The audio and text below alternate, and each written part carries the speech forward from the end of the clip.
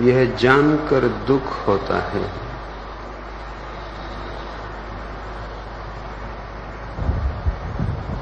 कि भारत की प्रतिभा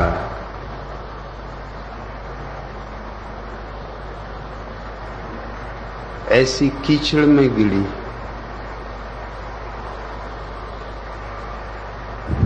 कि प्रश्न भी नहीं पूछ सकते, और जो प्रश्न भी पूछती है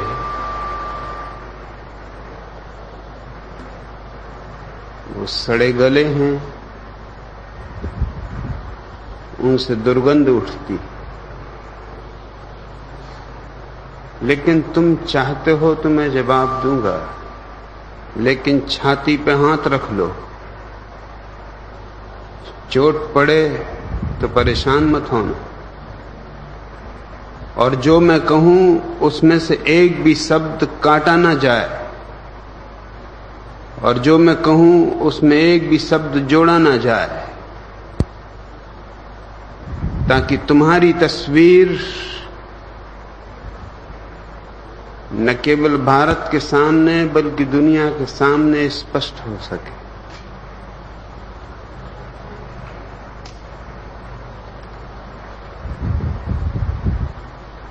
प्रश्न भी पूछना मुश्किल है तो उत्तर तो तुम क्या समझ पाओ, लेकिन मैं कोशिश करूंगा। शुरू करो। दुनिया का सबसे अच्छा राष्ट्र कौन सा है और सबसे खराब राष्ट्र आप किसे मानते हैं?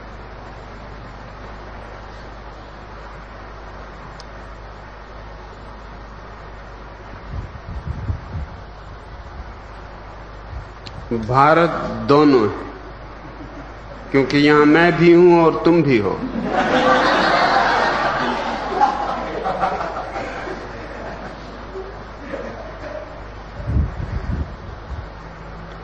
और भारत ने इस संसार में चेतना की ऊंचाइयां छुई हैं, और अब मैं तुम्हें नालियों में पड़ा हुआ भी देख रहा हूं।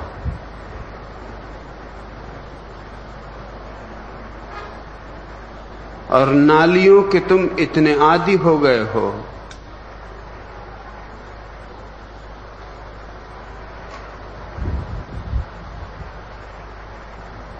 तुमने उन्हें मंदिर बना लिया है।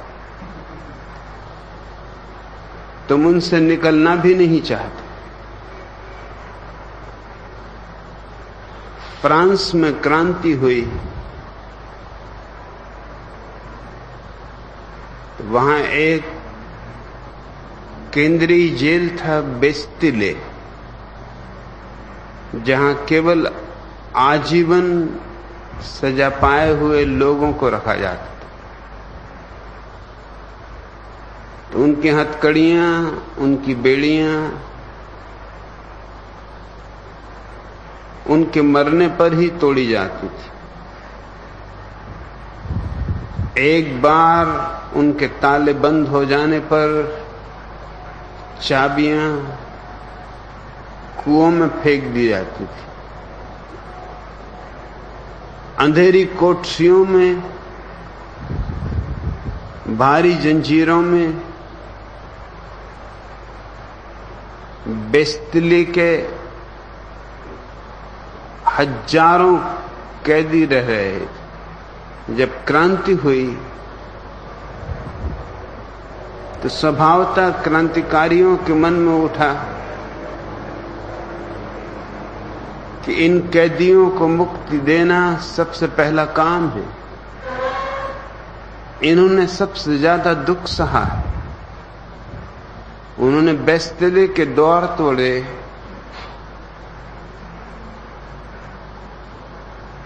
लेकिन बेस्तिले के कैदी कारागृह से बाहर जाने को राजी नहीं थे, क्योंकि कोई 60 वर्ष से वहां था, कोई 50 वर्ष से वहां था। न कोई जिम्मेवारी, समय पर भोजन, कूड़ा कचरा ही सही, और वे बेड़ियां अब तक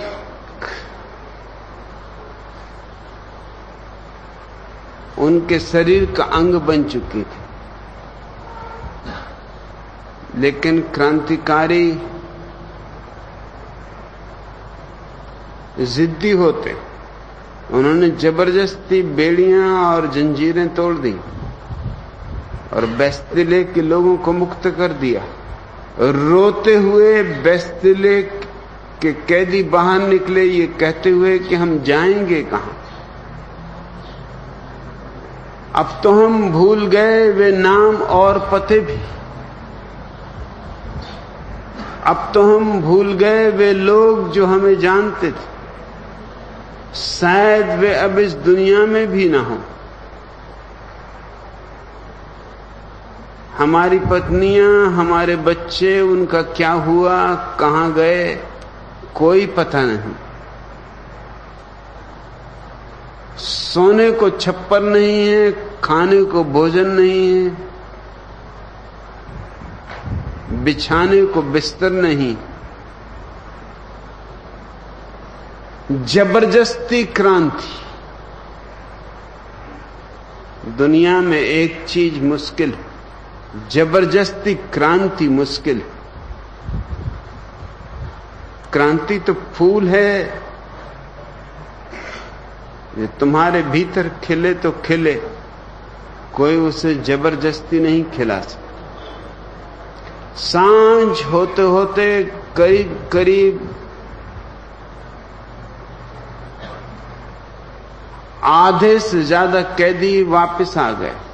उन्होंने कहा हम दिन भर भूखे रहे, न कोई नौकरी देने को राजी है, न अब हमारी क्षमता रही है कि हम कोई काम कर सके, न हमें कोई सम्मान मनुष्य होने का उपलब्ध हो सकता है। और सबसे बड़ी मुसीबत यह है कि वो जंजीरें जो हमारे हाथों पर सदा के लिए डाल दी गई थीं, बेड़ियां जो हमारे पैरों में सदा के लिए डाल दी गई थीं, 30 साल, 40 साल, 50 साल, हम उनके बिना सो नहीं सकते। उनका वजन हमारी नींद का हिस्सा बन गया। क्षमा करो, हमें हमारी अंधेरी कोठरियों में जाने दो। बाहर की रोशनी हमें भाती नहीं।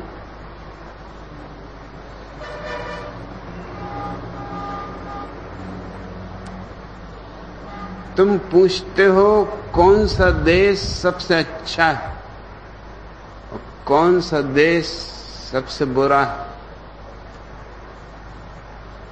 देश तो होते ही नहीं, देश तो झूठ है। राष्ट्र तो मनुष्य की ईजाद है। असलियत है व्यक्ति की।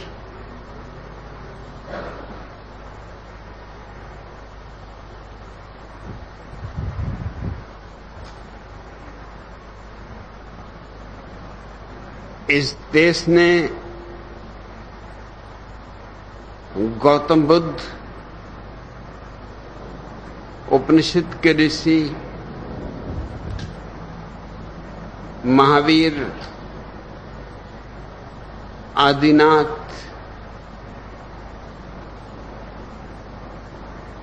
आकाश की ऊंचाई से ऊंचाई छुई। वह भी एक भारत है, वही पूरा भारत होना चाहिए।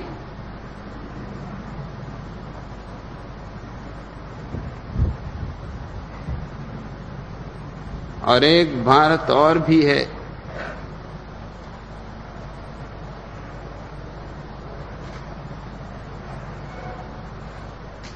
राजनीतिज्ञों का, चोरों का, कालाबाजारियों का,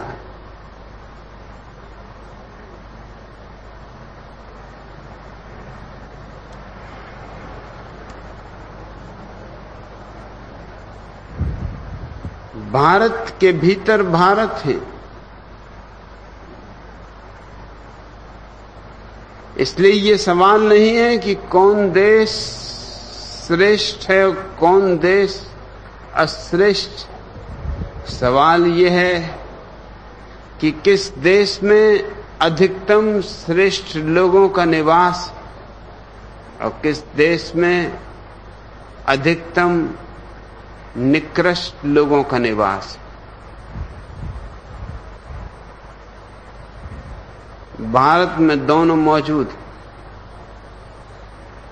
तो एक हाथ से मैं भारत के झंडे को ऊंचा भी करना चाहता हूं और एक हाथ से भारत के झंडे को गिरा भी देना चाहता हूं। मैं भारत को कोई एक इकाई नहीं मानता।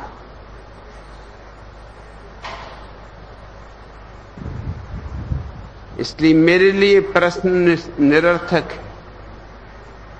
ये तुम पर है।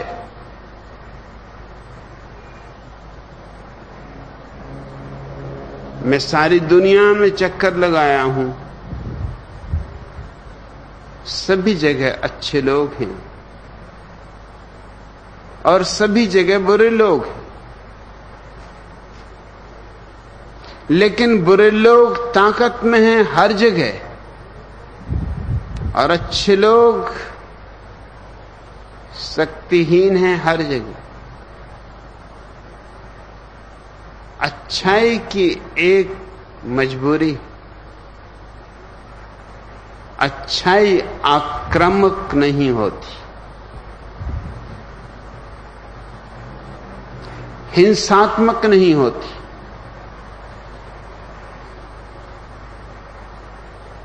बुराई आक्रामक होती है, हिंसक होती है। स्वभावतः बुराई छाती पे चढ़ जाती।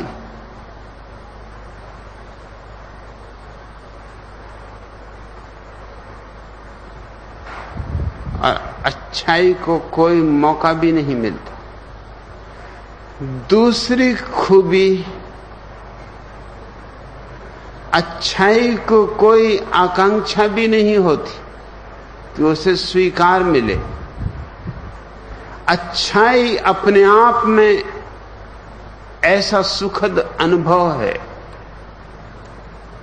कि अब और कुछ और न चाहिए न जोड़ा जा सकता है।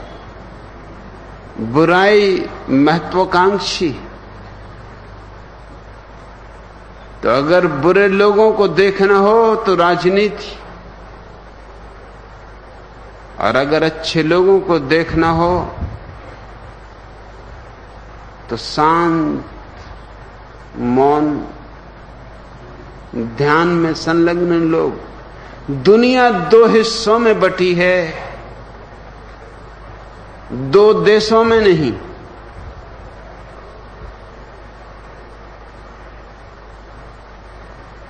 बुरे लोग छाती पर सवार हैं और अच्छे लोग इतने अच्छे लोग हैं कि उनसे ये भी नहीं कहते कि अब उतरो भी।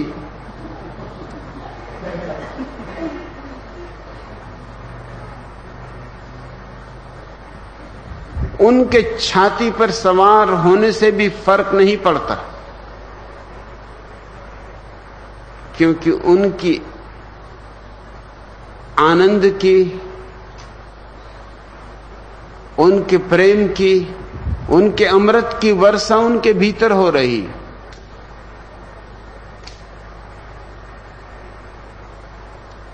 प्रश्न तुम्हारा गलत, और गलत प्रश्न का सही उत्तर नहीं हो सकता।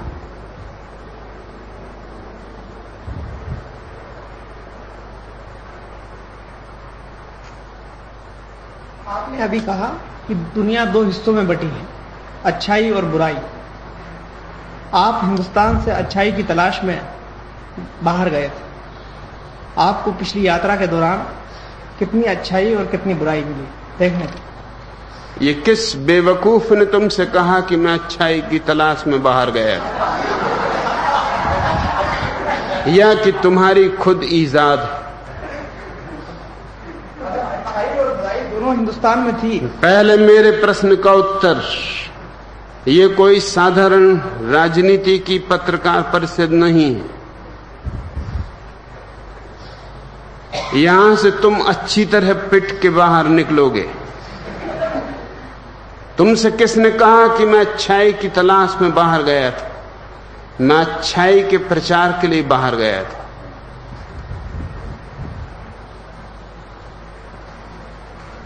और मैंने अच्छे लोग पाए,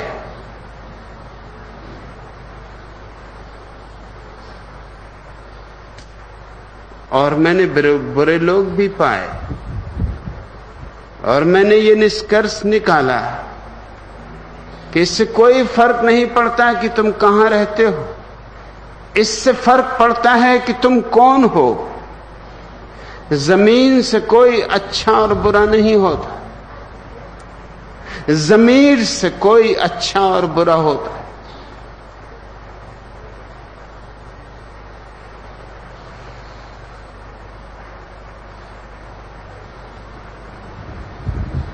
आपने पिछले 32 वर्षों में जो अनुभव किया है हिंदुस्तान में और बाहर रहकर, उसके बाद भारत, अमेरिका, धर्म, सेक्स, भारत की समस्याएं और उनके समाधान के बारे में आपके जो अब तक विचार रहे उनमें कोई खास बदलाव आया है क्या? बहुत बदलाव आया है, क्योंकि मैं कोई सड़ता हुआ बंद तालाब नहीं हूं। मैं एक बहती हुई गंगा हूं।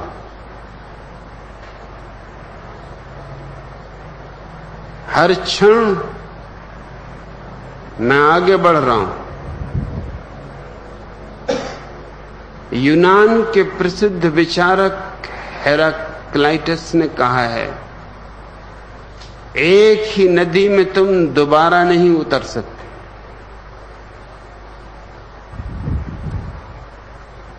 कभी न कभी किसी न किसी नक्षत्र पर अनंत काल में हेराक्लिटस से मेरी मुलाकात होगी ही। तो मैं उसको कहना चाहता हूं कि तुम एक ही नदी में एक बार भी नहीं उतर सकते, क्योंकि नदी बही जा रही। जब तुम नदी का ऊपर का तल छू रहे हो तब नीचे का तल बह रहा है, और जब तक तुम नीचे के तल पर पहुंचते हो ऊपर का तल जा चुका है।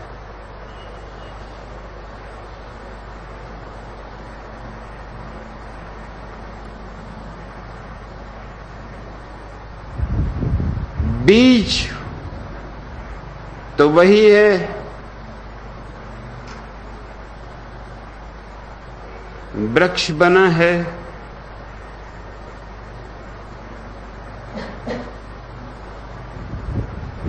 पत्तों से भरा है, फूल खिले हैं।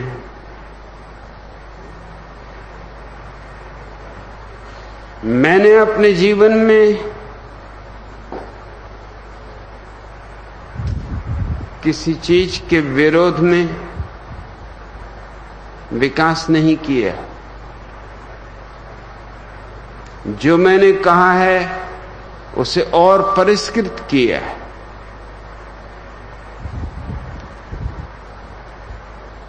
इसलिए निश्चित ही मैं वही नहीं कहूंगा जो मैंने 30 साल पहले कहा था। 30 साल पहले मैं बीजों की बात कर रहा था, अब मैं फूलों की वर्षा कर रहा हूं।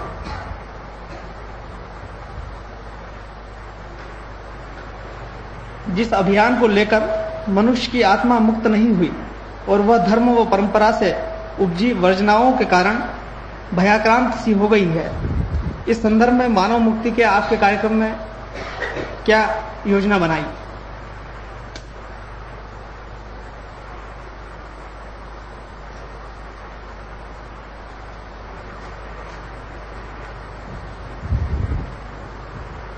मानव मुक्ति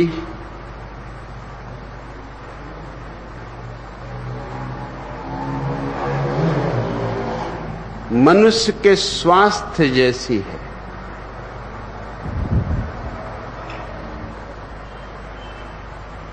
बीमारियां अलग अलग हो सकती। कोई क्षय रोग से बीमार है, कोई सर्दी जुकाम से, कोई बुखार से, कोई कैंसर से।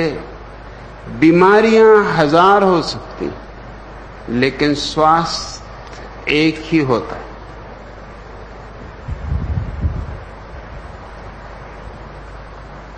स्वास्थ्य बहुत प्रकार के नहीं होते। मानव मुक्ति मनुष्य का अंतिम स्वार्थ, उसकी अंतिम खिलावत, उसके जीवन से सुवास का उठना।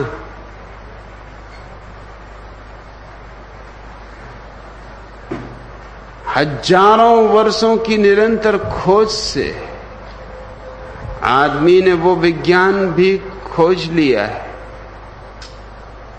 उस विज्ञान को मैं ध्यान कहता हूं। ध्यान के अतिरिक्त कोई मनुष्य कभी मुक्ति का अनुभव नहीं करता।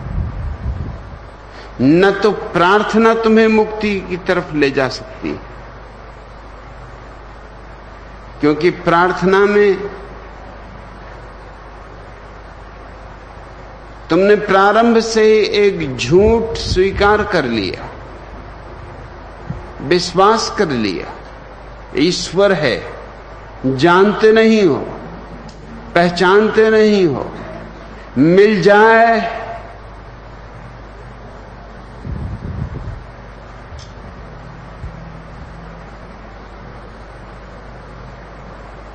तो भी पहचान ना सकोगे।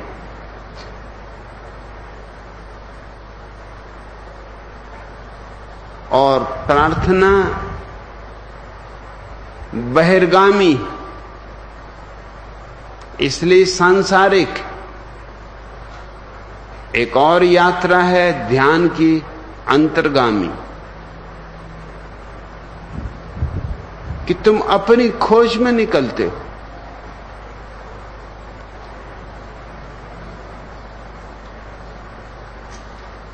तुम स्वयं की पहचान को अपना अभियान बनाते हो। और जिस दिन कोई व्यक्ति स्वयं को पहचान लेता है, उसी दिन उसके जीवन में कल्याण की वर्षा हो जाती। और वो वर्षा एक जैसी है। वो वर्षा न तो देखती है कि ये छत मुसलमान की है, कि हिंदू की है, कि जैन की है। वर्षा के बादल को क्या लेना, तुम्हारी तैयारी चाहिए। और ध्यान का सूत्र छोटा सा है, सभी सूत्र छोटे होते हैं।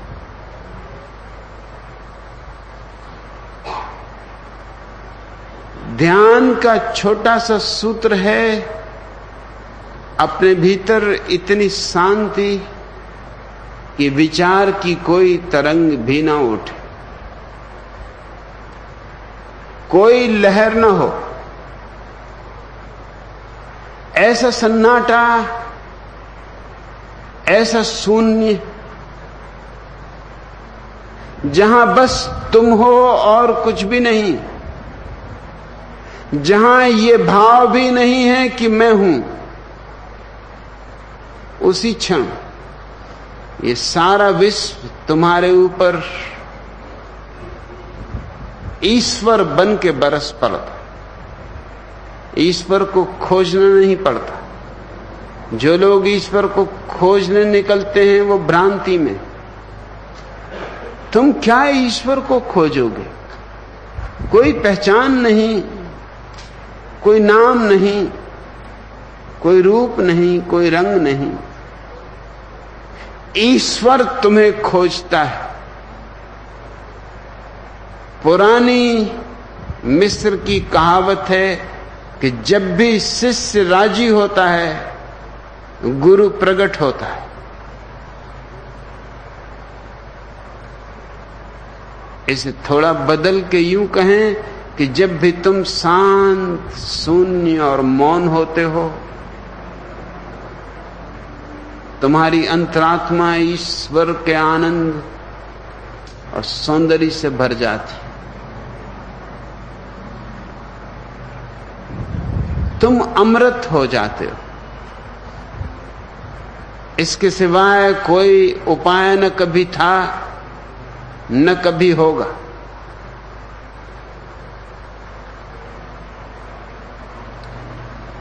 आपने कहा है कि आप जीवन भर झूठ नहीं बोले, किंतु शिष्यों की खातिर आपको झूठ भी बोलना पड़ा और अपने को रिहा करवाना पड़ा।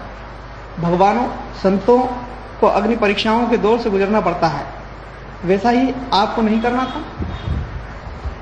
मैंने जीवन में 3 बार झूठ बोला है।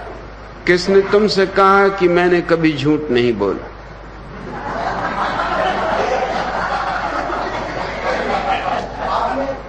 धर्मयुग को एक इंटरव्यू दिया है, उसमें कहा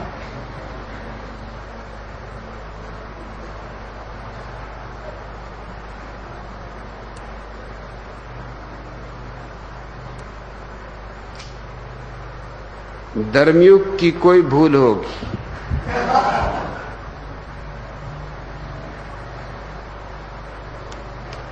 मैंने 3 बार झूठ बोला, क्योंकि मेरे लिए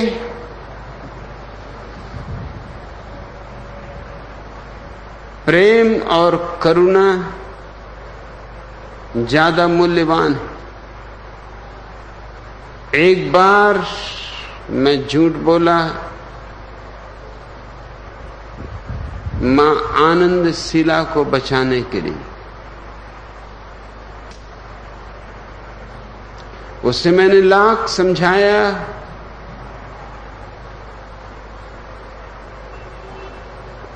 कि मेरा कभी कोई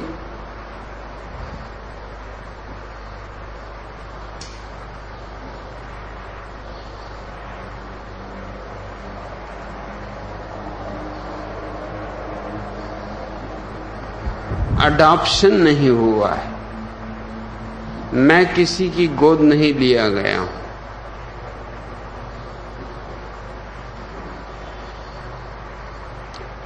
उसने झूठे कागजात तय किए,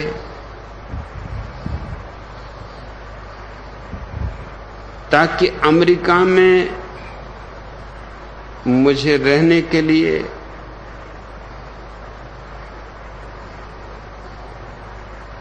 आधार बनाया जा सके। उसके पिता ने झूठ दस्तावेज तैयार की,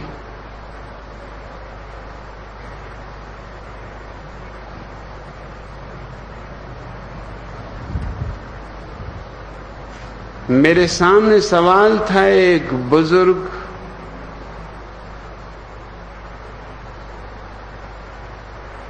शीला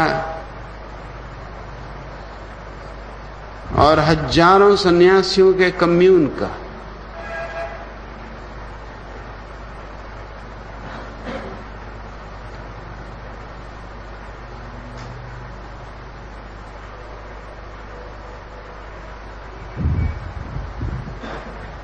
झूठ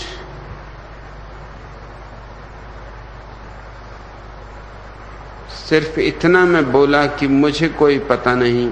बचपन में अगर मुझे गोद ले लिया गया हो, लेकिन मुझे कभी कहा नहीं गया।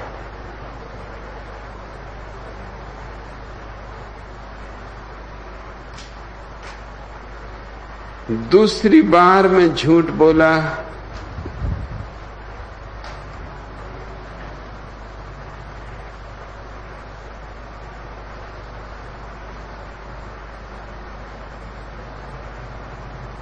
अमेरिका की जेल में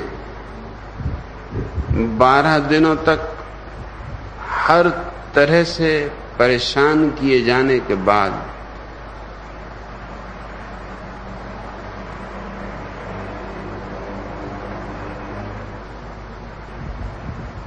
अमेरिकी सरकार ने मेरे वकीलों को कहा कि दो ही उपाय हैं। एक तो उपाय है कि ये मुकदमा वर्षों तक चले। हम जानते हैं हम मुकदमा हार जाएंगे क्योंकि मैंने कोई पाप नहीं किया है,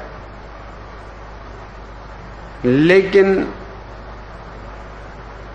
मुकदमा 10 साल चले, 15 साल चले, 20 साल चले, इस बीच हम कम्यून को नष्ट कर देंगे। मेरे बिना कम्यून के प्राण निकल जाएंगे और सारे दुनिया में सन्यासियों का ध्यान का आंदोलन नष्ट हो जाए। अगर मैं दो, और उन्होंने लिस्ट बनाई हुई थी 136 जुर्म मेरे खिलाफ, सब झूठ। अगर मैं 2 जुर्म स्वीकार कर लूं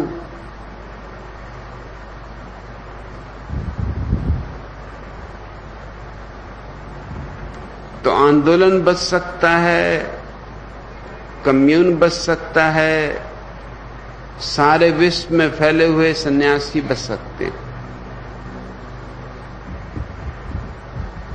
ये ब्लैकमेल था। मेरे अटर्नियों की आंखों में आंसू थे।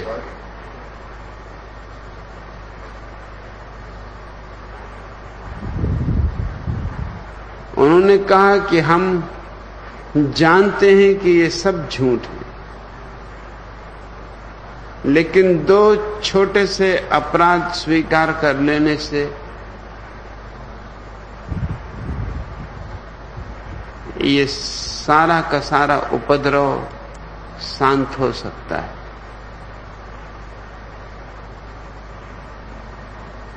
तो मैंने 2 अपराध, सिर्फ 2 शब्द में अमेरिका की अदालत में बोला हूं, दोनों झूठ।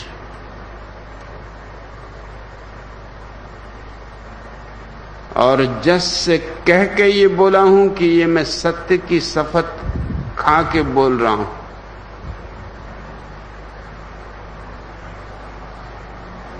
कि मैंने अमेरिका में प्रवेश पाने के लिए झूठे दस्तावेज पेश किए,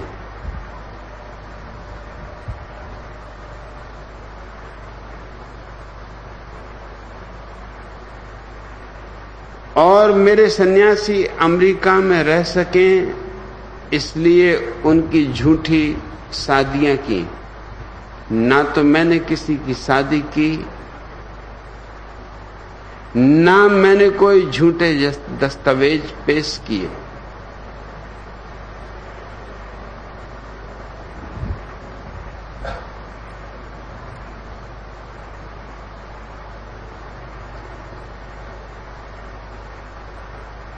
इन 3 मौकों को छोड़कर मैंने कोई झूठ नहीं बोला,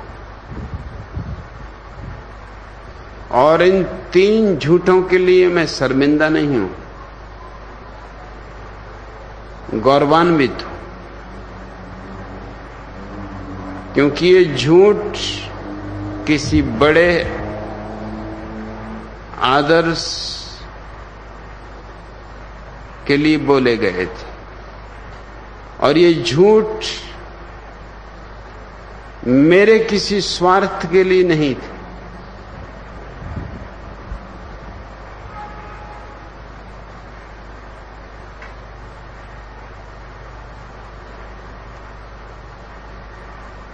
लेकिन इन 3 झूठों के सिवाय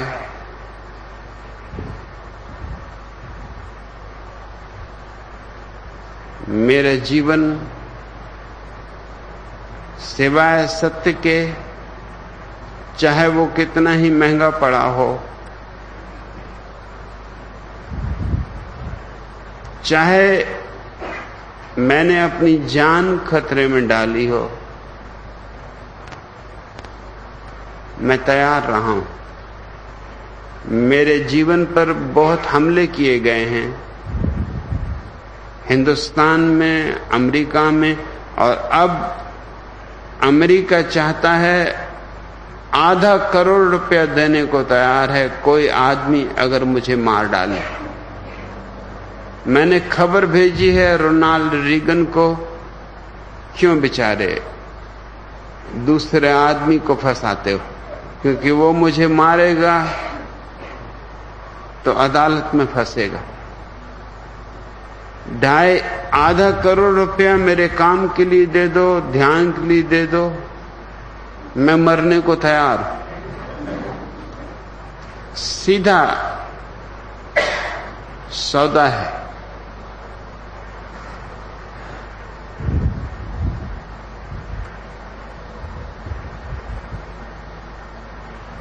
मेरी दृष्टि में झूठ और सत्य में निर्णायक बात झूठ और सत्य नहीं होते। निर्णायक बात होती है कारण। मैंने 3 बार झूठ दूसरों के लिए बोला है, अपने लिए नहीं। अपने लिए तो मैं मरने को भी तैयार हूं, झूठ बोलने का कोई सवाल नहीं। आपने कहा कि 3 बार झूठ आपने दूसरों के लिए बोला, और जिस आंदोलन को लेकर आप पिछले 32 सालों से चल रहे हैं, जिस पूरे समुदाय को लेकर आप चल रहे हैं, जो विचार और दर्शन आप लेकर चल रहे हैं, उस पूरे समुदाय में क्या कोई ऐसी शख्सियत अब तक नहीं बन पाई है कि आपको ये सोचना पड़ रहा है कि आपके बाद पूरे कम्यून का क्या होगा, पूरे विचार दर्शन का क्या होगा? क्या आप अब भी इस दिशा में कुछ सोचेंगे कि आपके बाद पूरे विचार और दर्शन को देश और विदेश में फैलाने के लिए कोई ऐसी शख्सियत तैयार की जाए या बनाई जाए? मैं आदमी नहीं बनाता, क्योंकि बनाए हुए आदमी काम के नहीं होते। सिखाए हुए आदमी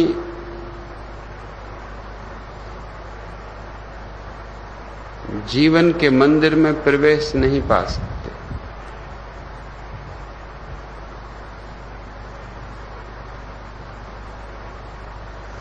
अनेक मित्र हैं जो तैयार हो रहे हैं,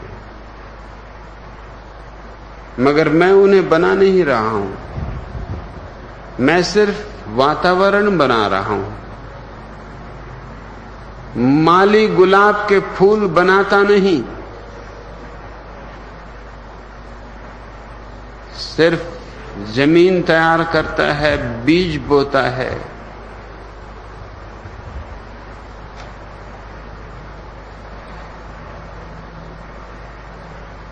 खाद देता है। फूल तो अपने से आते हैं।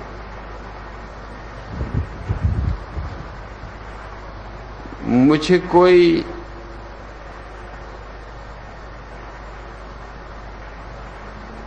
व्यक्ति के ऊपर अपने को थोपने का आग्रह नहीं, उसे मैं आध्यात्मिक गुलामी कहता हूं।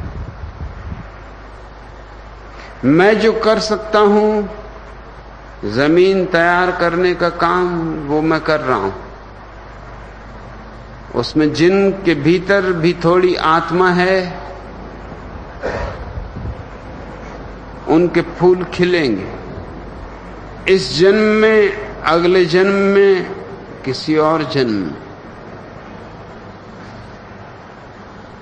लेकिन इस जमीन को बनाने के लिए अगर मुझे 3 बार झूठ बोलना पड़ा है तो मैं शर्मिंदा नहीं हूं। शर्मिंदा होना चाहिए अमेरिका की सरकार को।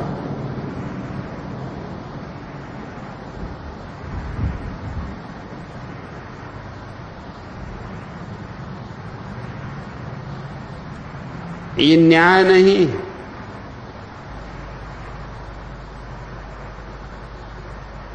मैं अदालत में मुकदमा लड़ने को राजी था। ये पहला मौका है कि एक अकेला आदमी विश्व की सबसे बड़ी ताकत के खिलाफ खड़ा था। मेरे मुकदमे को उन्होंने नाम दिया था, मैंने नहीं।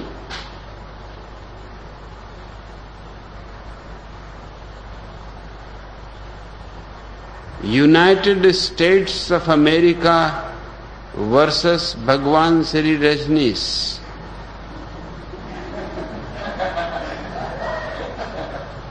मैं तो वैसे ही जीत गया।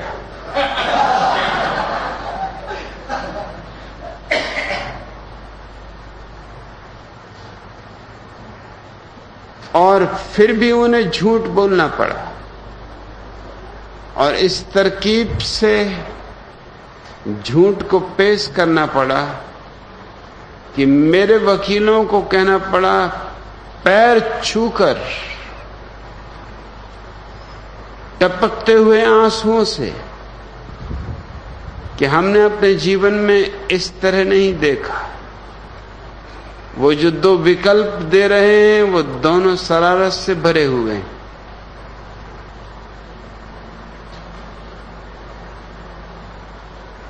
मुकदमे को लंबाया जा सकता है, तुम्हारे काम को रोका जा सकता है।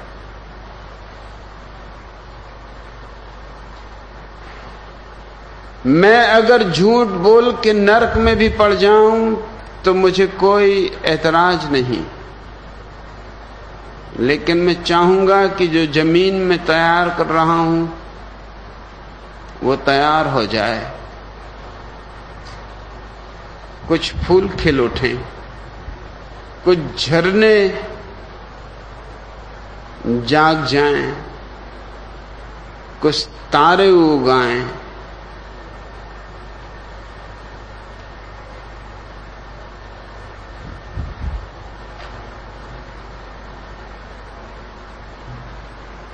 ये पहला मौका था कि अमेरिका सरकार ने नेगोशिएशन के लिए मेरे वकीलों को निमंत्रित किया।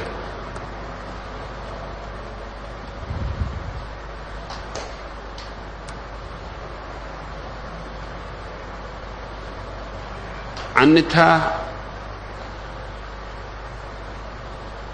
वकील सरकार से प्रार्थना करते हैं कि कोई समझौता कर लिया जाए। अमेरिकी सरकार समझौता करने को राजी थी।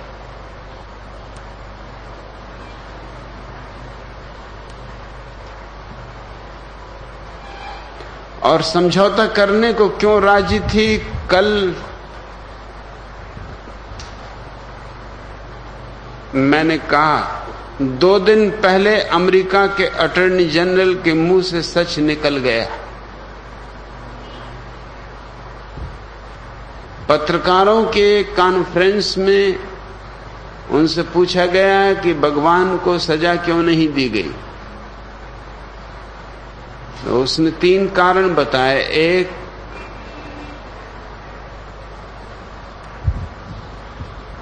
कि हम भगवान के आंदोलन को नष्ट करना चाहते हैं।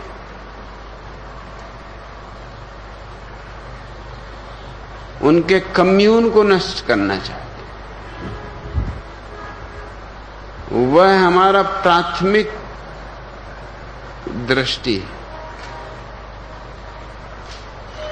दूसरा, हमारे पास भगवान के खिलाफ कोई भी सबूत नहीं है कि उन्होंने कोई जुर्म किया।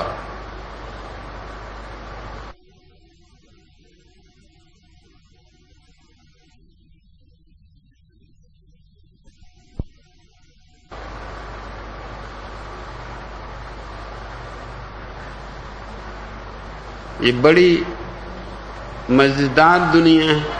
मैंने कोई जुर्म नहीं किया, लेकिन 60 लाख रुपया जुर्माना मेरे ऊपर किया गया। सारी दुनिया को ये दिखाने के लिए कि जुर्म जरूर किया गया होगा, नहीं तो 60 लाख रुपया क्यों जुर्माना किया जाए। और तीसरी बात और भी महत्वपूर्ण है,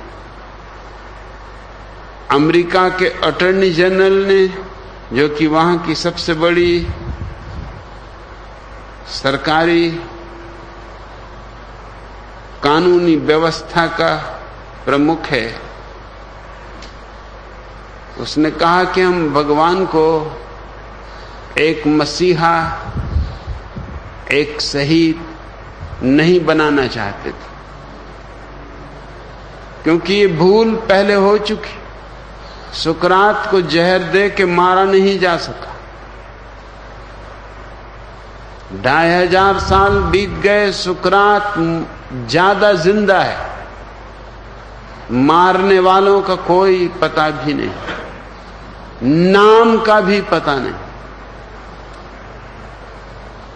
जीसस को सूली दी, तब तक जीसस के पास केवल 10-12 शिष्य थे। सूली के बाद संख्या बढ़ती गई।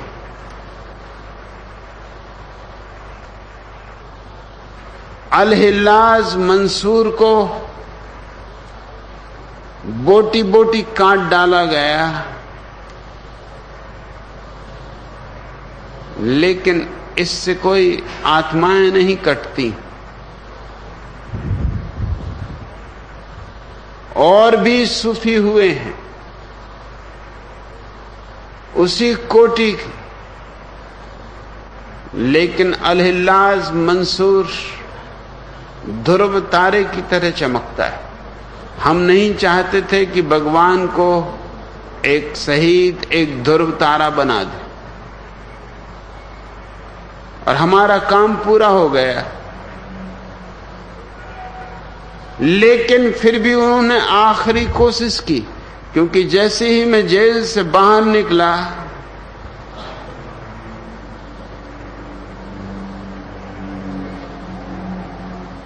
अदालत ने मुझे छोड़ दिया, क्योंकि कोई मेरे खिलाफ कानून नहीं था और मेरे ऊपर कोई जुर्म न था।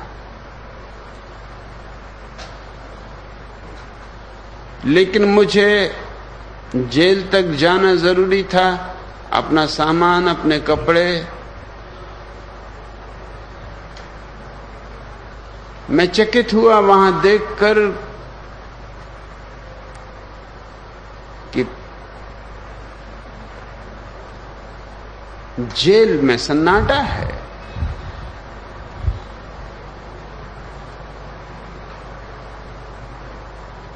जो आधारभूत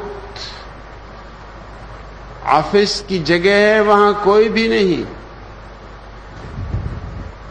मैंने पूछा भी कि मैं कई बार यहां से आया आ गया, यहां तो बड़ी धूम, बड़े ऑफिसर्स, जेलर,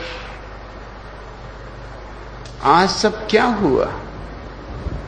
क्या मेरी खुशी में छुट्टी मनाई जा रही?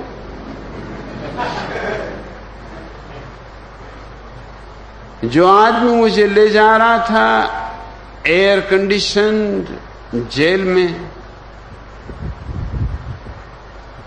उसके माथे से पसीना बह रहा था। मैंने पूछा कि पसीना पोंछ डालो, क्योंकि पसीना भी बहुत कुछ कहता है।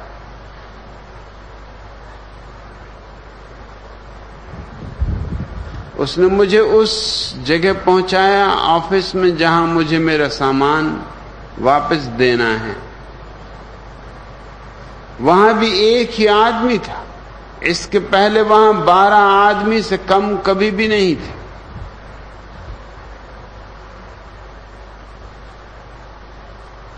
और उस आदमी ने कहा कि मुझे अपने ऊपर के अधिकारी से दस्तखत लेने होंगे, इसलिए मैं जरा बाहर जाता हूं, आप आराम से बैठें। 5 मिनट, 10 मिनट, 15 मिनट बीते, उस आदमी का कोई पता नहीं, और वो बाहर से ताला लगा गया। मैं कोठरी में अकेला हूं। जेल से बाहर आने पे पता चला कि जिस कुर्सी पे मुझे बिठाया गया था उसके नीचे टाइम बॉम्ब था।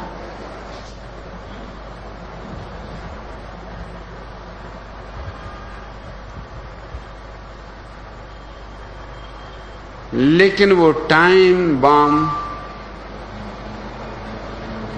ठीक से व्यवस्थित न कर सके, क्योंकि पता नहीं अदालत में कितनी देर हो, और जज के सामने साफ था कि मामले में कुछ भी नहीं, इसलिए 5 मिनट में मुकदमा समाप्त हो गया।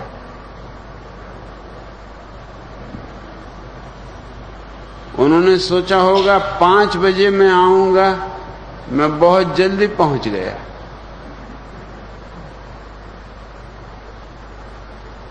उस जेल के अंदरूनी कमरे में सिवाय सरकार के और कोई आदमी टाइम बॉम्ब नहीं रख सकता, पहुंच नहीं सकता।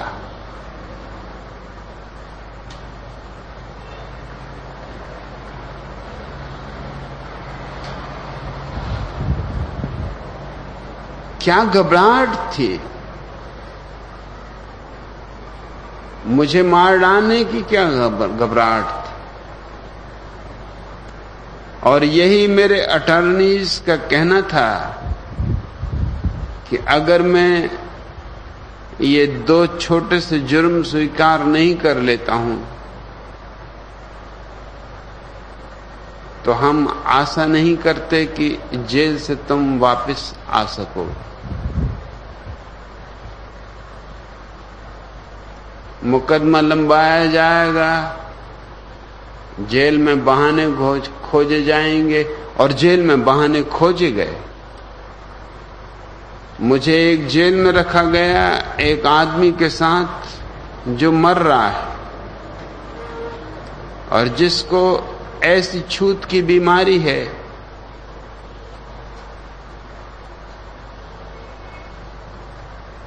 कि उसका कोई इलाज नहीं।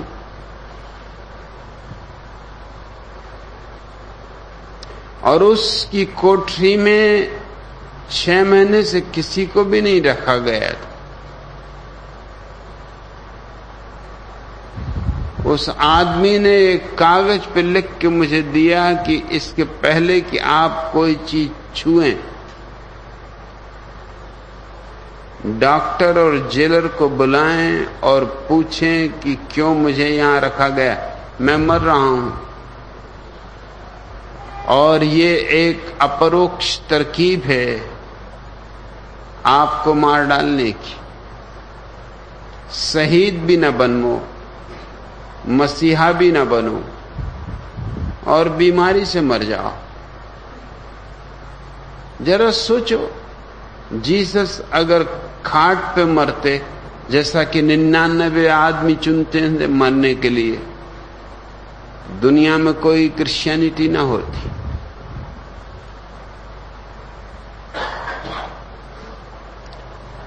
एक घंटा लगा मुझे दरवाजे को पीटने में, तब डॉक्टर आया और मैंने डॉक्टर से पूछा कि 6 महीने से जब कोई आदमी इस सेल में नहीं रखा गया और तुम विरोध करते रहे हो, तो आज तुम मौजूद थे, तुम्हारे सामने मुझे इस जेल में रखा गया, इस सेल में रखा गया, और तुमने कोई विरोध नहीं किया। तुम डॉक्टर हो या हत्यारे हो।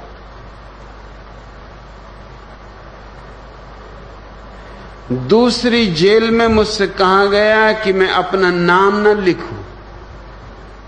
जब फॉर्म भरता हूं प्रवेश का, तो अपने नाम की जगह लिखूं डेविड वाशिंगटन। मैंने कहा डेविड वाशिंगटन मेरा नाम नहीं। मैं रात भर यहां ऑफिस में बैठा रह सकता हूं, लेकिन डेविड वाशिंगटन मेरा नाम नहीं है और मैं नहीं लिखूंगा। और मेरे साथ तुम्हें भी बैठना पड़ेगा।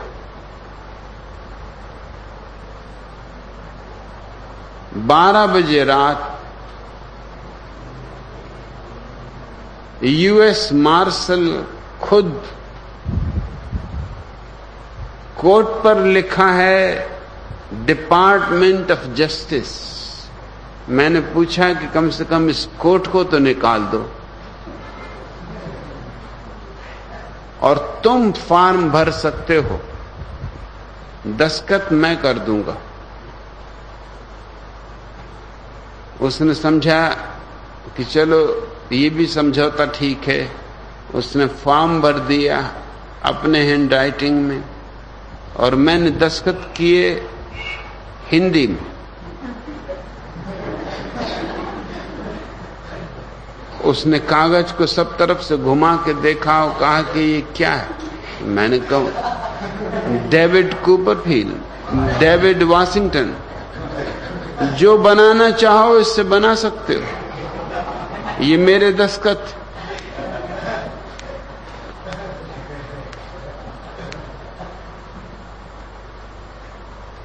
और तुम डिपार्टमेंट ऑफ जस्टिस को संभालते हो।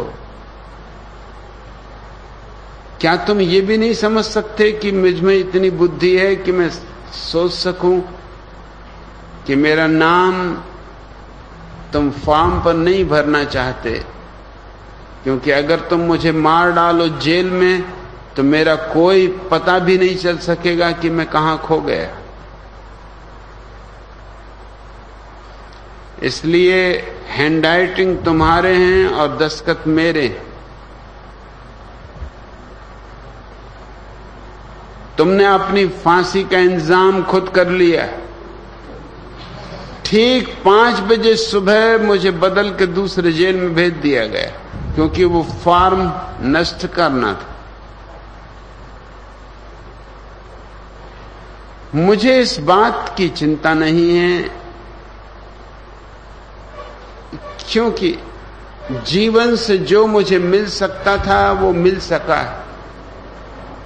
अब और जीवन से कुछ पाने का कोई सवाल नहीं। लेकिन लाखों लोग हैं दुनिया में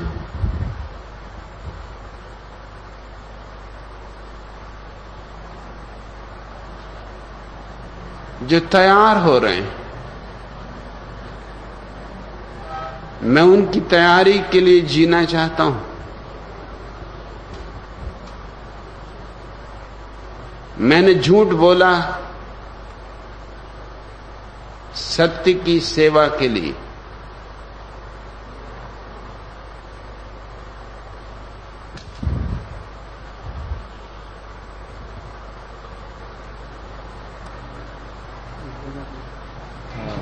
दिसंबर में इंडिया टुडे के इंटरव्यू में आपने कहा था, दिसंबर महीने में अमेरिकी घटना के बाद, कि राजीव गांधी चूंकि एक गैर राजनीतिक व्यक्तित्व हैं, इसलिए उनसे उम्मीद की जा सकती है कि वो कुछ अच्छा करेंगे। परसों के इंटरव्यू में आपने कुछ नाउम्मीदी जाहिर की है राजीव गांधी के काम करने के तरीके के बारे में। इस पर अगर आप इलॉबरेट करें तो कृपा होगी।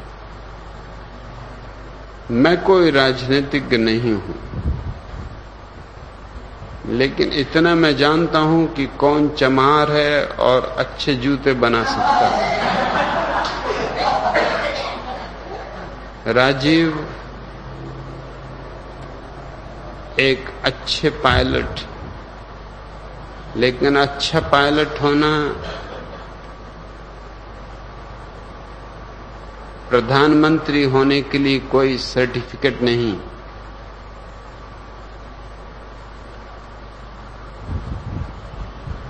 और आने वाला चुनाव निर्णय करेगा इस बात का।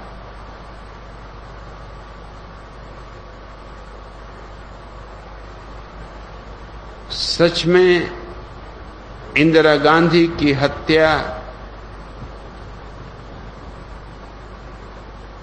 का राजीव ने पूरी तरह शोषण किया। मां के खून पर राजीव गांधी हिंदुस्तान का प्रधानमंत्री।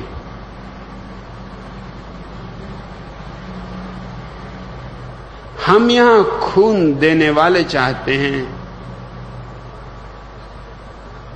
मां के खून को भी बेच देने वाले नहीं।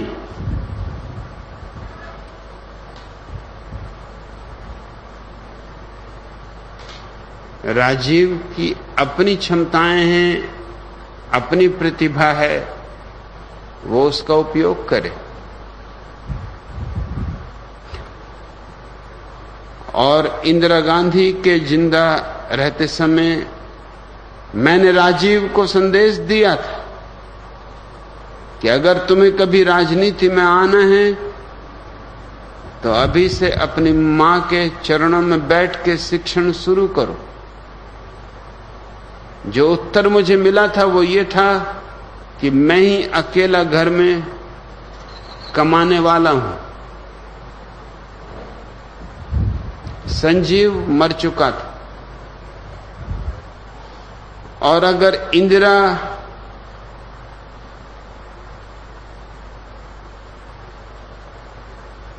अपनी सत्ता खो देती है तो मेरे सिवाय परिवार को भोजन भी देने वाला कोई भी नहीं।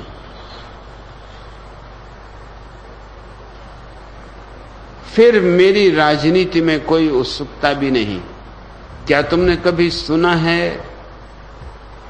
इंदिरा गांधी और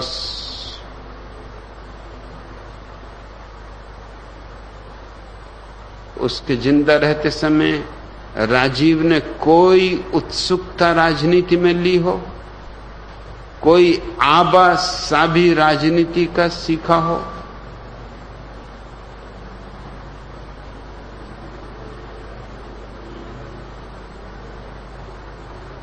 छोकरों की एक जमात मुल्क की छाती पर सवार हो गई।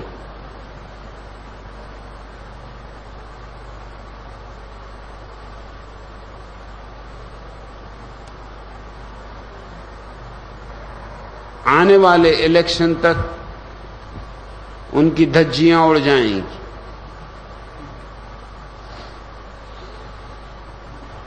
और झूठ, फरेब,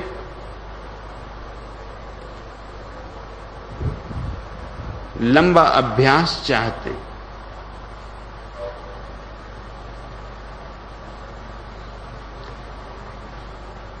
विरोधी पार्टी के नेता ने पार्लियामेंट में पूछा कि भगवान को भारत से बाहर जाना पड़ा, मैं वापस आया था,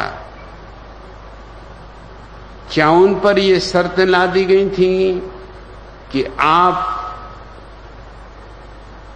भारत के बाहर नहीं जा सकते और भारत के बाहर के सन्यासी आपसे मिलने नहीं आ सकते, और खासकर भारत के बाहर से पत्रकार,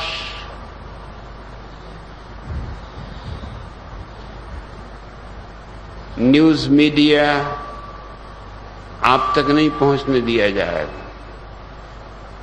मैंने कहा तो अमेरिका की जेल में और भारत की जेल में क्या फर्क होगा?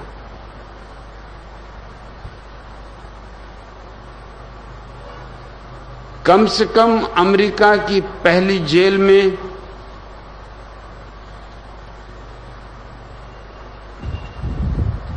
जेलर मुझे पढ़ता रहा था, सुनता रहा था, वो इतना उत्सुक था कि उसने सारे कानून को एक तरफ रख के जेल के भीतर वर्ल्ड प्रेस कॉन्फ्रेंस बुलाई।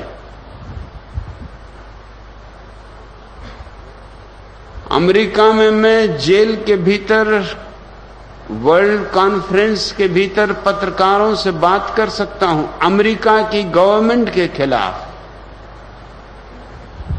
और भारत में मैं स्वतंत्र रह के भी पत्रकारों से नहीं मिल सकूंगा, और जो मुझे प्रेम करते हैं वो मेरे पास ना आ सकेंगे, तो मेरे रहने न रहने का कोई उपयोग नहीं। मेरे छोड़ दिए जाने पर भारत से विरोधी पार्टी के नेता ने ये प्रश्न पूछा कि क्या ये शर्तें लगाई गई थीं कि उनके शिष्य उनसे मिलने नहीं आ सकते, और राजीव गांधी की सरकार ने उत्तर दिया कि ये बात झूठ है, उनके शिष्य मिलने आ सकते हैं। तो मैंने अपने बहुत से सन्यासियों को अलग अलग देशों में, अलग अलग एम्बेसीज में वीसा लेने के लिए भेजा। हर जगह से इंकार मिला।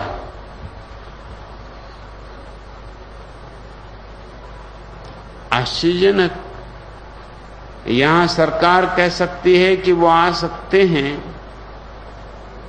और एम्बेसीज को खबर करते हैं कि उनका कोई भी व्यक्ति भारत ना आने पाए।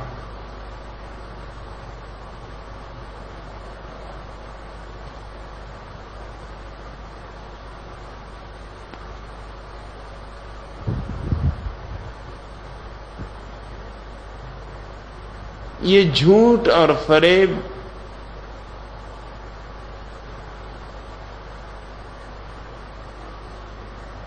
इस देश को ऊंचा नहीं उठा सकते।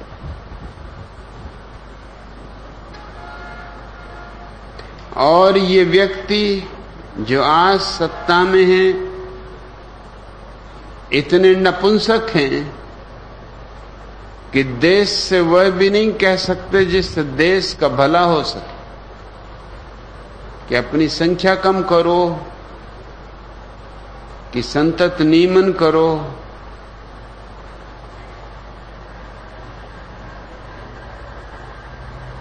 ये देश को मौत की तरफ ढकेल रहे हैं।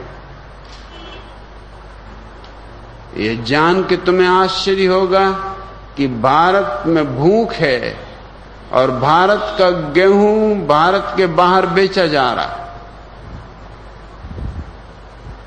क्योंकि उसी धन के बल पर न्यूक्लियर एनर्जी और उसके प्रसाधन खरीदे जा सकते हैं।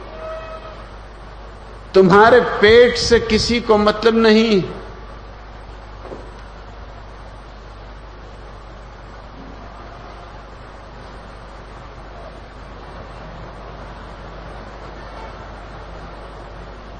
मैं सोचता था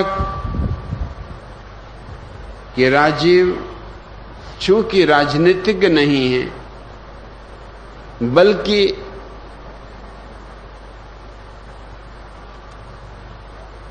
अनायास एक गैर राजनीतिज्ञ राजनीति में पहुंच गया है। इसलिए मैंने तारीफ की थी कि शायद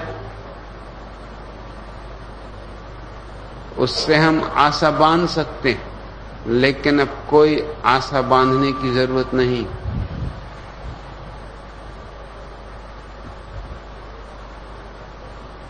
ये देश मरेगा गरीबी से और जिम्मेवार राजीव गांधी होंगे।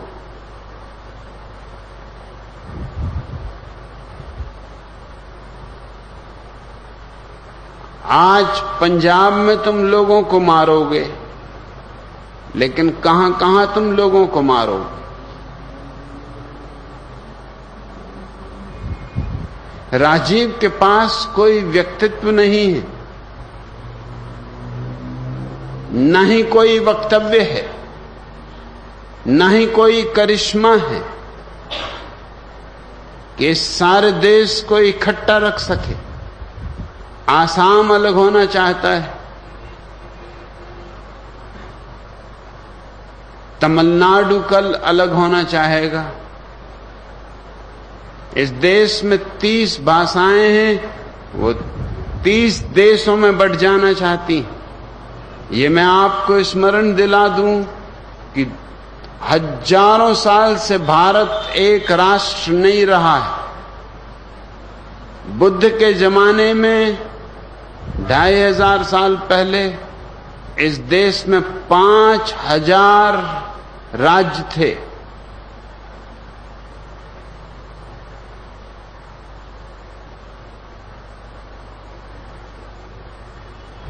ये तो मुसलमानों, मुगलों, तुर्कों, हूणों और अंग्रेजों की जबरदस्ती के कारण तुम्हें बांध के रखा गया है। लेकिन अब तुम्हें बांध के नहीं रखा जा सकता। अब तो तुम्हें प्रेम से ही एक रखा जा सकता है। अब तो सिर्फ एक ही बंधन इस देश को राष्ट्र बनाए रख सकता है, और वो प्रेम का है। न तो भाषा का, न धर्म का, न प्रांत का, वरन सिर्फ प्रेम का। राजीव के पास प्रेम का क्या संदेश है?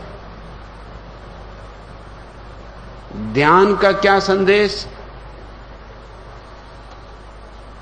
हिंदुस्तान की पार्लियामेंट रिटार्डेड,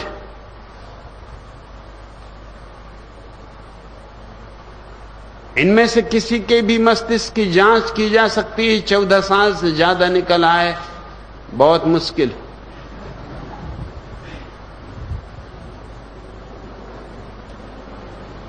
इस देश को नासमझ छोकरों के हाथ में छोड़ दिया गया है। ये सारी स्थिति बदलनी होगी। इस देश में विचारशील लोग भी हैं, बुद्धिमान लोग भी हैं, ऐसे लोग भी हैं जिन्हें राजनीतिक महत्वाकांक्षा नहीं है, लेकिन फिर भी जिनके दिल में देश के लिए करुणा है। लेकिन एक मुसीबत है, जो महत्वाकांक्षी हैं अनिवार्य रूप से हीनता ग्रंथि से पीड़ित होते, अपनी हीनता को दबाने के लिए बड़े पदों पर पहुंचने की कोशिश करते, और जो हीनता ग्रंथि से पीड़ित नहीं है, संतुष्ट हैं, मग्न हैं अपने में, वो कोई भीख नहीं मांगते फिरते वोटों की। तुम भिखारियों के द्वारा आशा छोड़ दो कि ये देश ऊपर उठ सकेगा।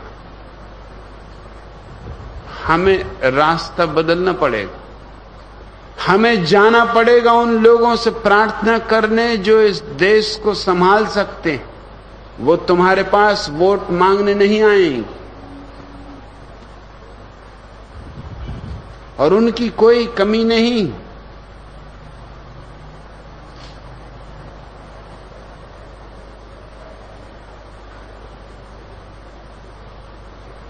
इसलिए मैंने अपने दृष्टिकोण में पूरा परिवर्तन किया है। मैं 12 दिन तक अमेरिका की जेल में था। राजीव ने कोई भी उपाय नहीं किया भारतीय राजदूत के द्वारा कि कम से कम इतना तो पूछे कि मेरा जुर्म क्या है। और बिना अरेस्ट वारंट के मुझे क्यों पकड़ा गया है, और बिना अदालत में लिए जाए मुझे क्यों जबरदस्ती एक जेल से दूसरे जेल में घसीटा जा रहा। ना, अमेरिका को कोई नाराज नहीं करना चाहता, सब भिखारी हैं।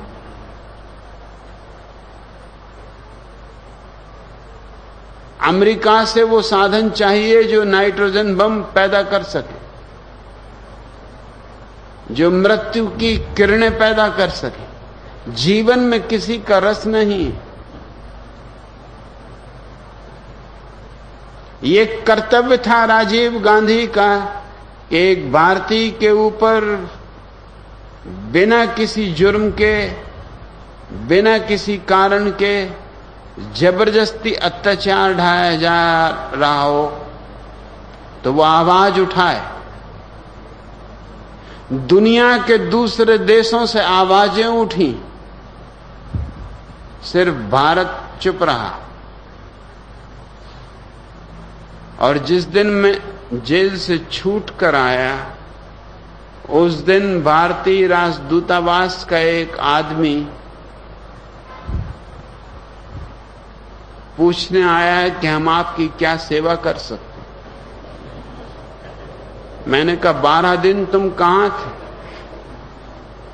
अफीम लेते हो,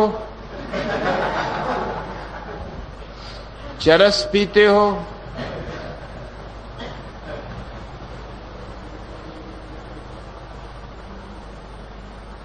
बारह दिन तुम कहां थे? तुम्हारी सरकार कहां थी?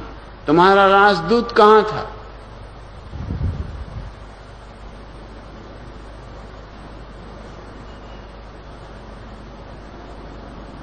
उस आदमी ने जो उत्तर दिया वो ये था कि हम निरीक्षण कर रहे थे कि क्या हो रहा। तो मैंने कहा तुम निरीक्षण करते जब तक कि मैं मर जाता,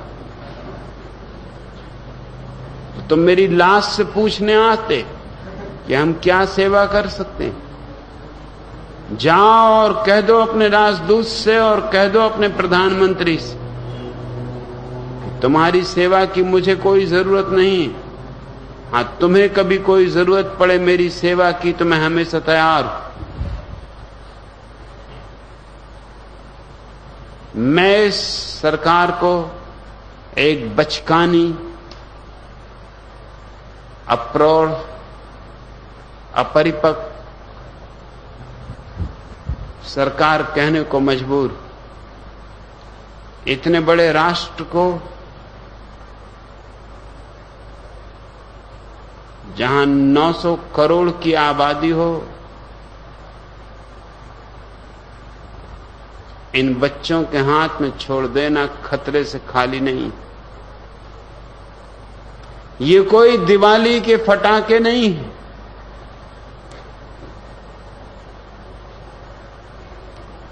यहां पूरे देश की जिंदगी और मौत का सवाल है।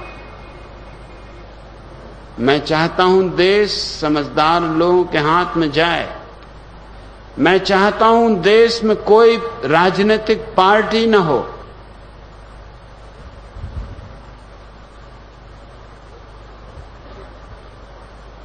कोई जरूरत नहीं राजनीतिक पार्टी की। जरूरत है समझदार लोगों की, जिनको हम चुन के भेजें और जो सामूहिक रूप से निर्णय ले सकें इस देश के भविष्य के लिए। मैं अराजकवादी हूं।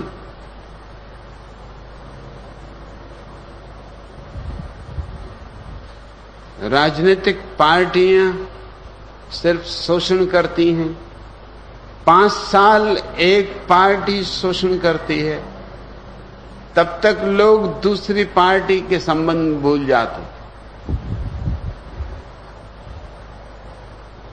दूसरी पार्टी सत्ता में आ जाती है, 5 साल तक शोषण करती है, तब तक लोग पहली पार्टी के संबंध में भूल जाते। ये एक बहुत मजेदार खेल है। कबड्डी खेल रहे हैं बेटे,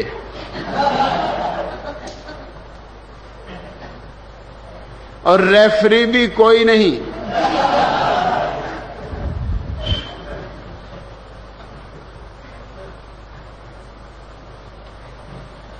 आपकी योग साधना का जो तरीका रहा है, उसमें शारीरिक संपर्क का एक खास महत्व रहा है। जैसा कि पहले भारत में आप चलाते थे, रजनीशपुरम के बारे में मुझे पता नहीं, अगर वही तरीका फिर रहेगा तो जो नया खतरा पैदा हो गया है एड्स का, उसको देखते हुए योग साधना के तरीके में कोई बदलाव आप लाने की सोच रहे हैं?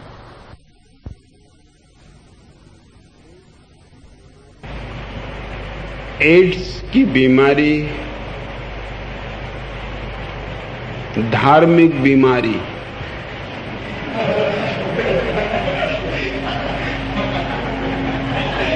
इसका जन्म आश्रमों में, मॉनेस्ट्रीज में और उन स्थानों पर हुआ जहां धर्म गुरु लोगों को समझा रहे थे ब्रह्मचर्य। ब्रह्मचर्य बिल्कुल ही अस्वाभाविक, सिर्फ ब्रह्मचारी होने का एक ही उपाय है और वो है प्लास्टिक सर्जरी।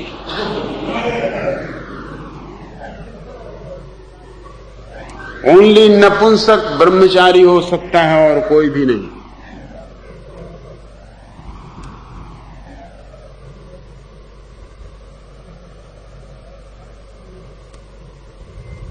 और अब भी ब्रह्मचर्य का शिक्षण जारी। महात्मा गांधी जैसे लोग लिखते हैं ब्रह्मचर्य ही जीवन, और जीवन के अंत में 70 साल की उम्र में समझ में आता है कि नहीं, ब्रह्मचर्य ही जीवन नहीं, और एक नग्न स्त्री के साथ सोना शुरू कर देते।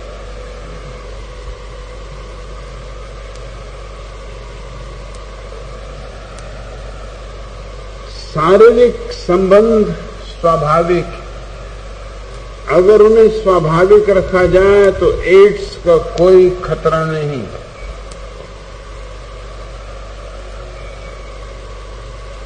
जंगलों में अब तक किसी जानवर में एड्स नहीं पाई गई,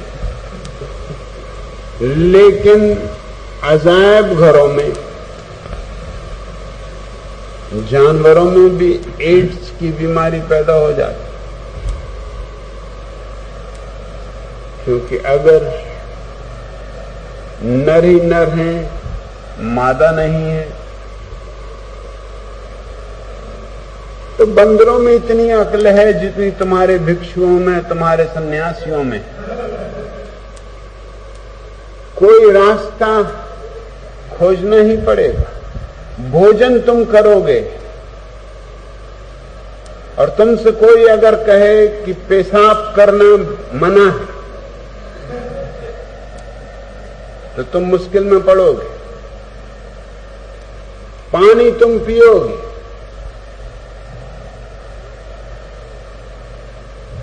पेशाब का क्या करोगे? चोरी छिपे कोई रास्ता खोजो। अपने को धोखा दोगे और समाज को धोखा दोगे।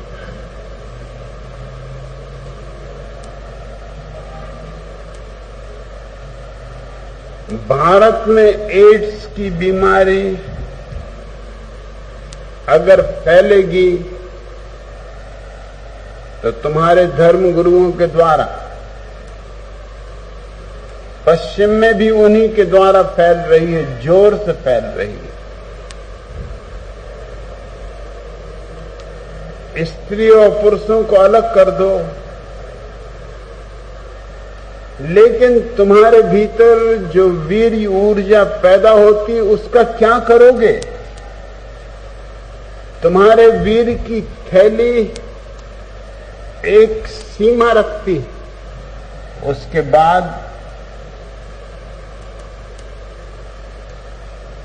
बाद कोई भी अप्राकृतिक, कोई भी विकृत रूप लेगी। या तो स्वप्न दोष होगा तुम्हें। महात्मा गांधी को 70 साल की उम्र में भी स्वप्न दोष होते थे, लेकिन हम ऐसे अंधे हैं कि सोच भी नहीं सकते। महात्मा गांधी ईमानदार आदमी थे। मुझे उनकी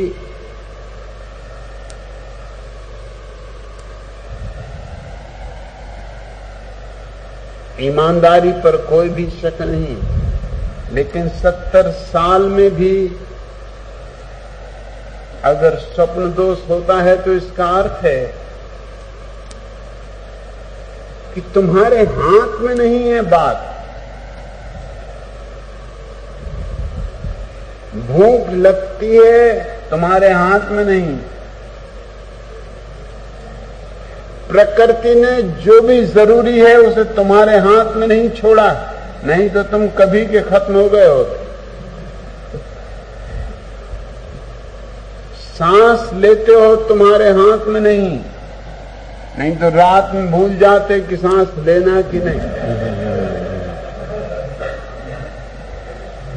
सड़क की भीड़भाड़ में भूल जाते कि सांस लेना कि नहीं।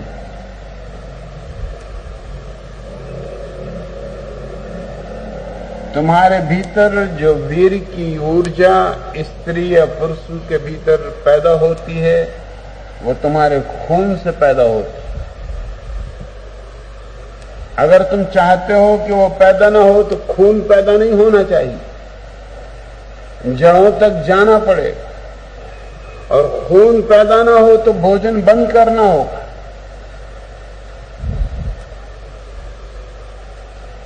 तो ब्रह्मचारी होना है तो जाओ और लटक जाओ किसी झाड़ से, बांध के रस्सी अपनी गर्दन और लिख लेना एक तख्ती कि मैं ब्रह्मचारी हूं।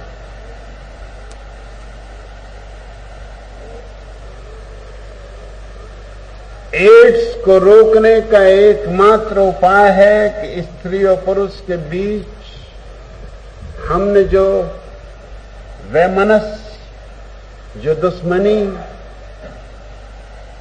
हजारों साल में पैदा की है उसे अलग कर लें।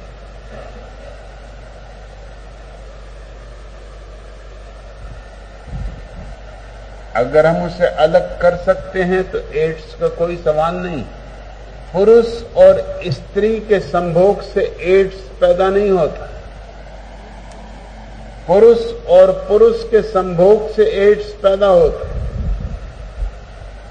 और वैसा पुरुष अगर स्त्री से संभोग करे तो स्त्री को भी एड्स की बीमारी दे देता। और एड्स की बीमारी आखिरी बीमारी है। अब तक ऐसी कोई बीमारी जानी नहीं गई क्योंकि इसका कोई इलाज नहीं।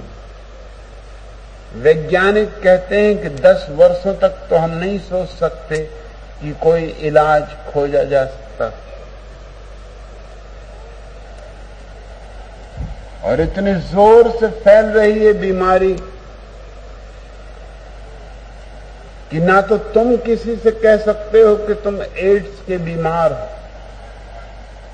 न तुम डॉक्टर के पास जा सकते हो, न डॉक्टर चाहता है कि तुम उसके पास आओ, कृपा करो फीस ले लो और घर जाओ।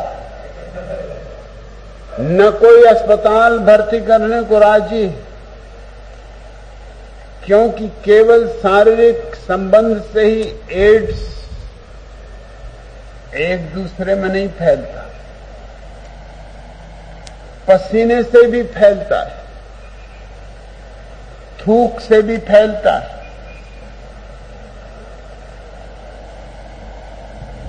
आंसुओं से भी फैलता है।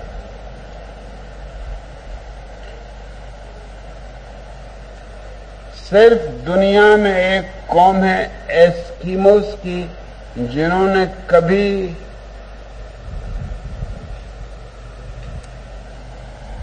प्रारंभ से ही चुंबन नहीं लिया। और जब पहली दफे ईसाई मिशनरी एस्किमोस को बदलने पहुंचे तो उनकी हंसी का ठिकाना न रहा। वो सोच भी ना सके कि ये कैसी गंदी हरकत कर रहे हैं। ये गंदी हरकत है। एक दूसरे के मुंह में जीभ डालना, एक दूसरे के थूक में थूक मिलाना, जरा सोचो तो। और तुम ऐसा रस ले लेके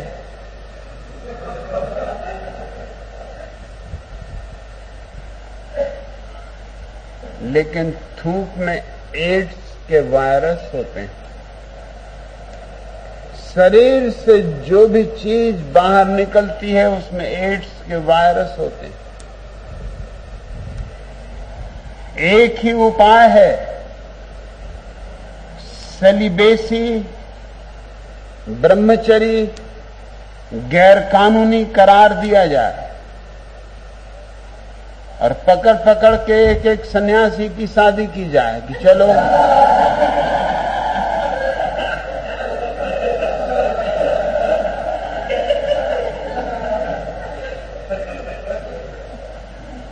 अन्यथा ये भी हो सकता है कि न्यूक्लियर युद्ध के पहले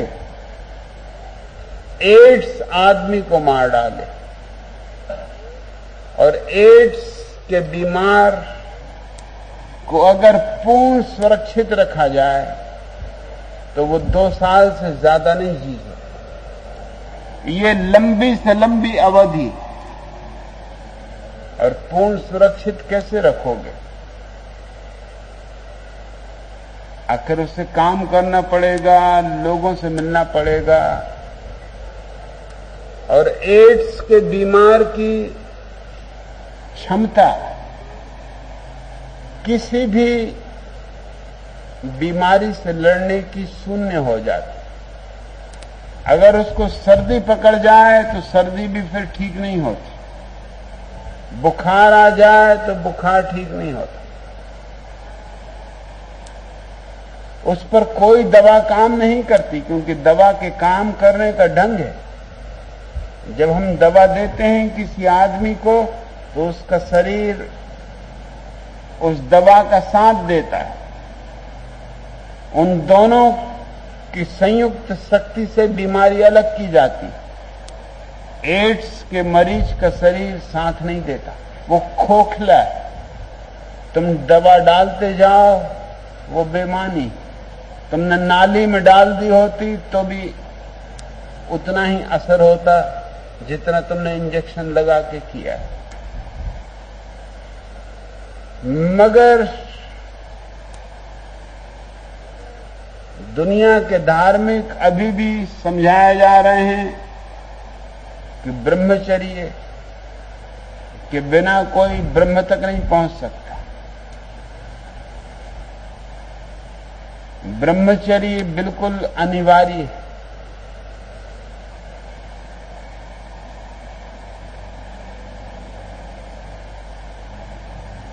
ये देश के दुश्मन हैं और समाज के दुश्मन हैं। इन्हें रोकना जरूरी है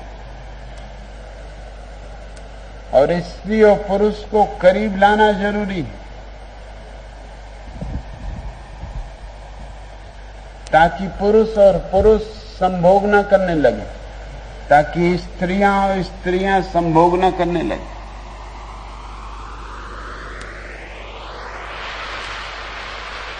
मैं अमेरिका में था तो टेक्सास की गवर्नमेंट ने पार्लियामेंट में ये कानून पास किया कि समलिंगी संभोग गैर कानूनी और 10 साल की सजा, कम से कम सजा। तुम विश्वास न कर सकोगे,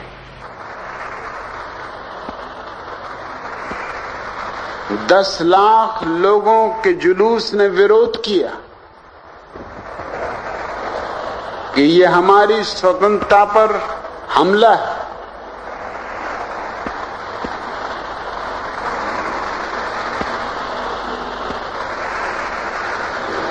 ब्रह्मचर्य को गैरकानूनी करार देने की बजाय उन्होंने होमोसेक्सुअलिटी गैरकानूनी करार दिया। इसके परिणाम बहुत खतरनाक।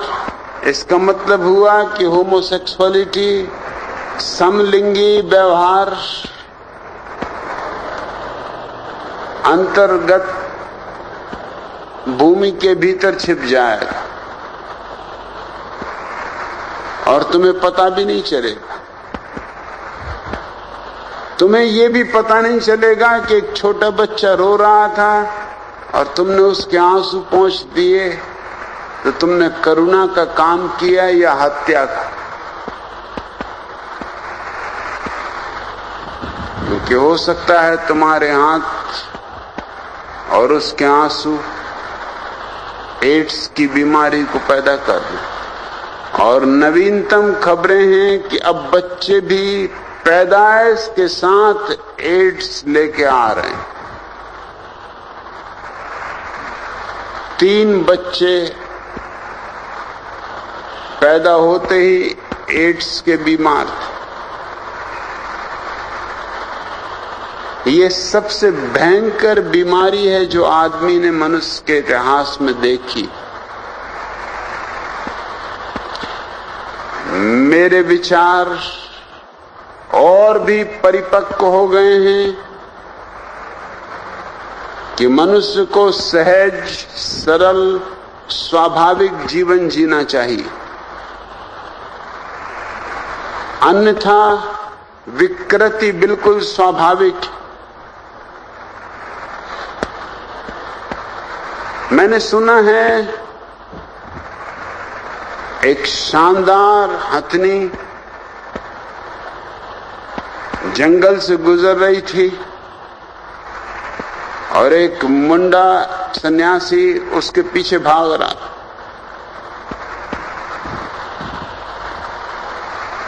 हथनी ने पूछा कि हे मुंडे, तू क्यों मेरा पीछा कर रहा है?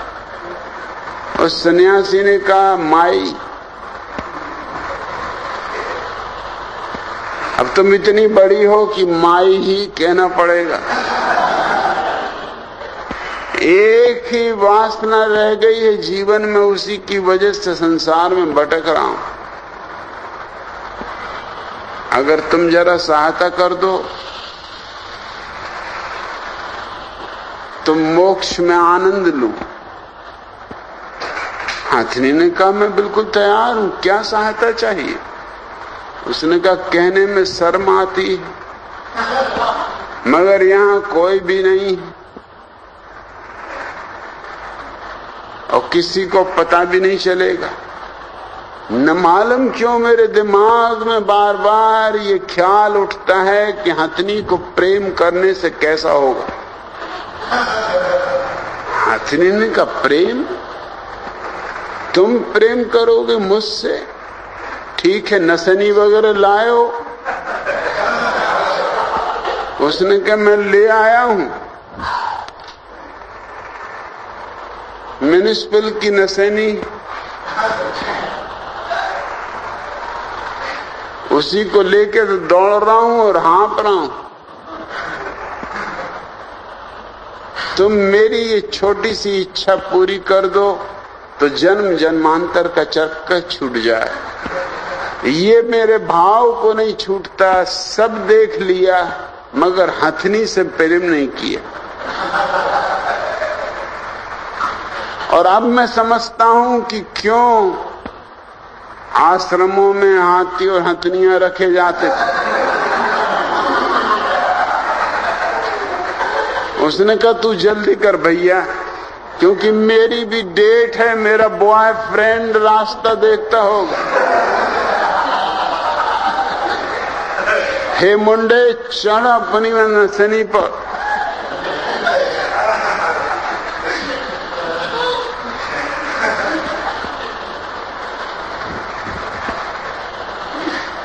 मुंडा प्रेम करने में संलग्न हो गया।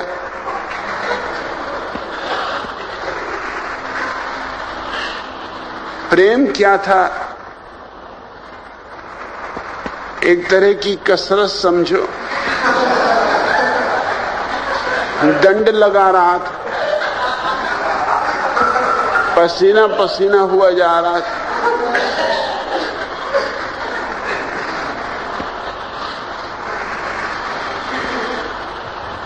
और तभी झाड़ के ऊपर एक नारियल गिरा जो हथनी के सिर पे पड़ा। हथनी ने कहा, मुंडे ने कहा, माफ करना प्रीतमे, क्या मैं तकलीफ तो नहीं दे रहा हूं? हथनी ने कहा, तुम्हारा तो मेरा पता ही नहीं चल रहा है, तुमने शुरू भी किया या नहीं?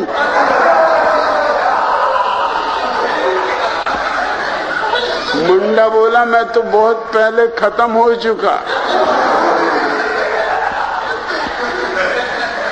ये तो मेरे गुरु हैं जिनका नाम गुंडा है, वो ऊपर बैठे हैं झाड़ पर।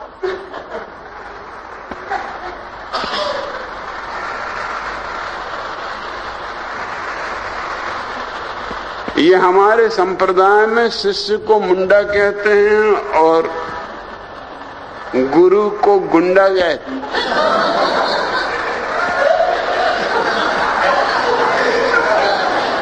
हालांकि वो ब्रह्मचर्य के बिल्कुल पक्ष में है,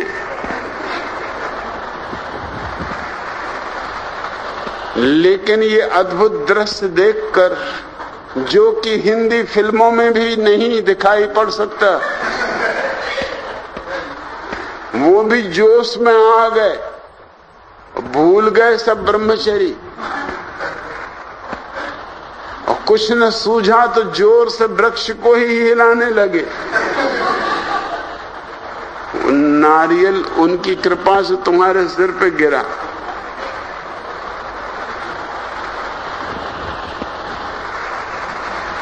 ये गुंडों और मुंडों का समाज,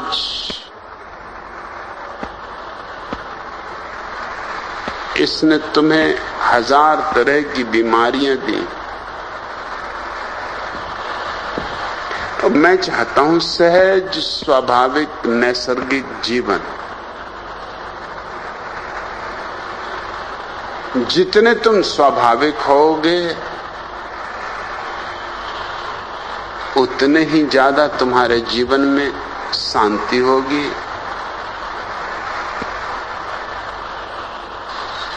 स्वास्थ्य होगा, उतनी ही संभावना है तुम्हारे लिए उस अमृत को पा लेने की जिसकी हम सदियों से प्रतीक्षा करते रहे, जन्मों जन्मों से। तो सिवाय मेरे, और मैं दोहराता हूं, सिवाय मेरे ना तो तुम्हारे पोप, ना आयतुल्लाह खुमैनी, न तुम्हारे शंकराचार्य, न तुम्हारे आचार्य तुलसी, कोई भी तुम्हें एड्स से नहीं बचा सकते। एड्स से बचाने का एक ही उपाय है, सरल बनो, सीधे बनो, नाहक सिर के बल खड़े होने की कोशिश न करो।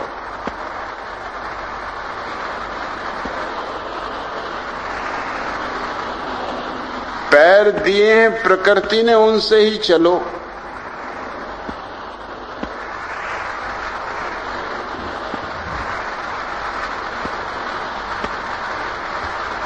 भारत में अभी भी एड्स का कोई बहुत प्रचार नहीं है,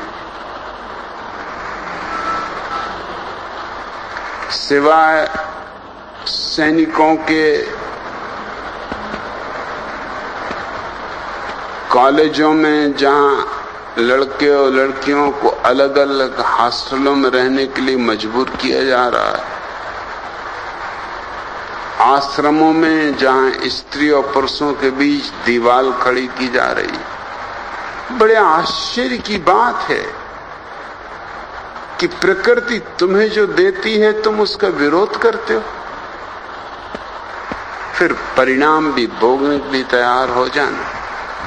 अभी एड्स पश्चिम में आग की तरह फैल रही, रोज हजारों लोग मर रहे हैं और रोज लाखों लोग एड्स के चक्कर में आ रहे हैं। वो ईसाईयत की देन। अभी भारत को बचाया जा सकता है, अभी बात आगे नहीं बढ़ी, अभी पैर पीछे खींचा जा सकता है। लेकिन यही मेरी तकलीफ है कि मैं सच सच को कह देता हूं तो पत्थर खाने की तैयारी अपने हाथ से कर लेता हूं। तुम सच नहीं सुनना चाहते, तुम चाहते हो कि राम राम राम राम जपता रहूं और ब्रह्मचर्य सध जाए, खुद रामचंद्र जी से नहीं सधा, तुमसे क्या सधेगा?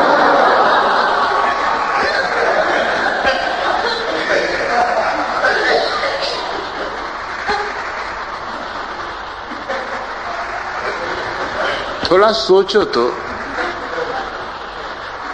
जिनकी तुमने पूजा की है कृष्ण की, वो 16,000 स्त्रियों को अपने घर में बंद किए थे।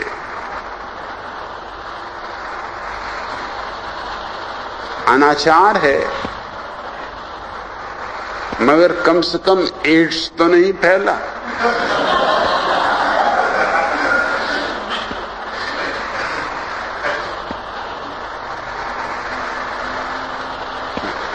मेरा अंतिम प्रश्न है, इसके स्पेसिफिक जवाब की अपेक्षा है कि भारत आने के बाद अब आपका क्या कार्यक्रम है, आप कहाँ रहेंगे और कार्यशैली क्या होगी?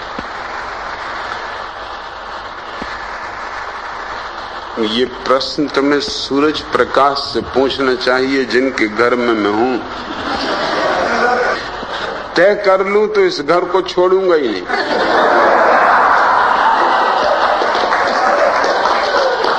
सूरज प्रकाश ढूंढ लें कोई घर नया।